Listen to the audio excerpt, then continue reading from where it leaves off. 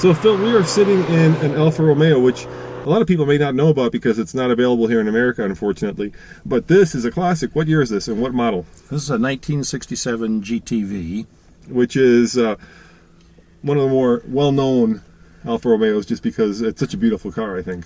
Well, they also make a pretty nice race car. Yeah. They're very popular in the U.S. and Europe as race cars. And, of course, I have a race car version of this as well.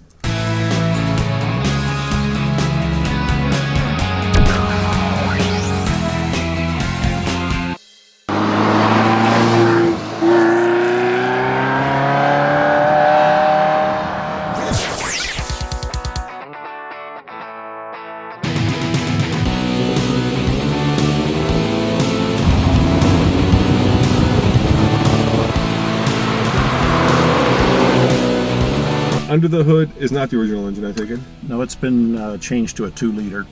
And that's because the one that came with it was too small? Yeah. But back in '67, their definition of horsepower and our definition of horsepower were very different. Right.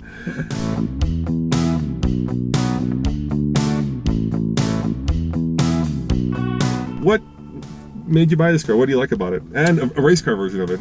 Let's see. I bought the race car because I've been racing a little Alfa Mark 6 sports racer. And that's kind of like a baby birdcage Maserati in that it's a little bit of fiberglass and a little bit of tube and no protection, no roll bar, nothing. And as you race against Camaros and Mustangs and the rest of it, the only way you can pass them is inside a turn. And when they come in on the apex, they never even see you. You're 22 inches high. And as I got older and more fragile, I said, I need a car with a little more sheet metal. Yeah. So that led to the GTV with a roll bar and the rest of it. And this had a roll bar originally, right? Yeah, it did. Yeah. And that was all taken out. And then the same guy that I bought the race car from and worked forward with had this, which was also at one time owned by a guy at Centerline who did quite a bit of development work with it. And it looked nice. And knowing how much fun I was having with the race car, I said, yeah, what's one more car? Yeah, what's one more Alfa Romeo? Yeah. We also have a 60 Spider. What's your favorite part of it? This is a nice looking car. Yeah. And that's probably the best part of it. Even with a 2-liter engine, they're not all that strong. The second thing you like is the handling. They're very responsive.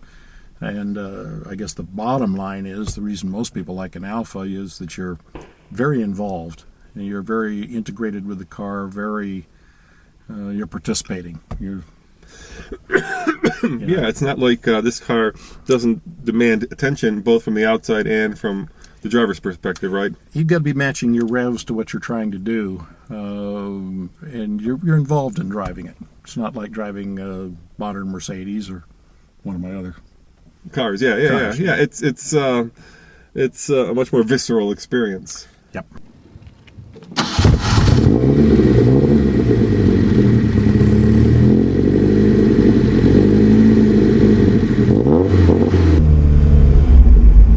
Yeah, I kind of feel like I'm outside of Rome. I actually have a cigarette. I actually have a Rome plate still on my 60. It seems to drive, like a regular car. Yeah, very comfortable to drive. Yeah. But you said it isn't fast. Well, everything's relative. Yeah.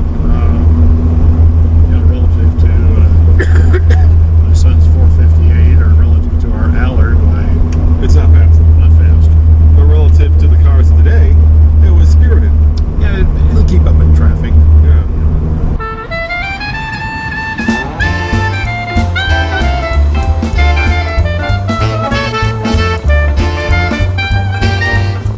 How much are these cars worth today?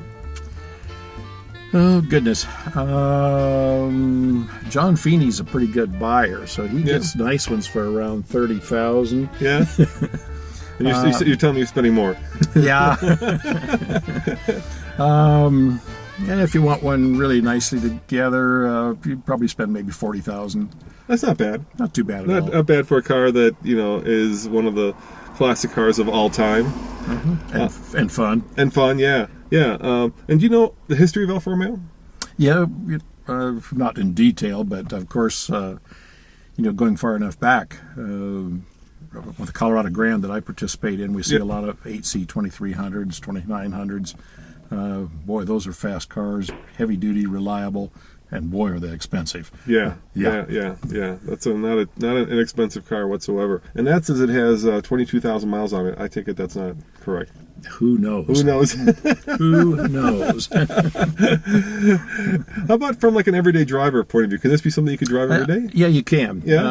I had it out in the rain last night, headed to dinner, and it's been in the rain, unfortunately, about 5 or 6 times in the last 3 or 4 weeks. We seem to be catching afternoon rains again in Colorado. But yeah, it's very comfortable to drive in. You've got a big cockpit window area so you can see very well. Yeah, and it looks like you've done a nice job redoing it too, right? This looks like it's almost brand new. Yeah, this was all done when I bought it. Yeah. When that guy took the roll bar out, he redid all of that, all of the interior. Nice. And, obviously, this kind of suede is not original. Suede dash instead of cracked vinyl. Yeah, that's probably not original. No. I liked it so well I did it in my race car as well. Yeah. And then this black crinkle finish on the dash.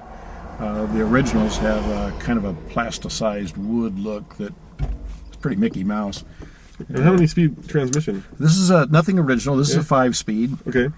But it is a 5-speed Alfa transmission. It's not a Tremec. So you have an upgraded motor, an upgraded transmission, upgraded suspension, upgraded suede interior. Nothing original. Nothing original. So there's no worry about historical value. Yeah, it's just all about the car and about driving it.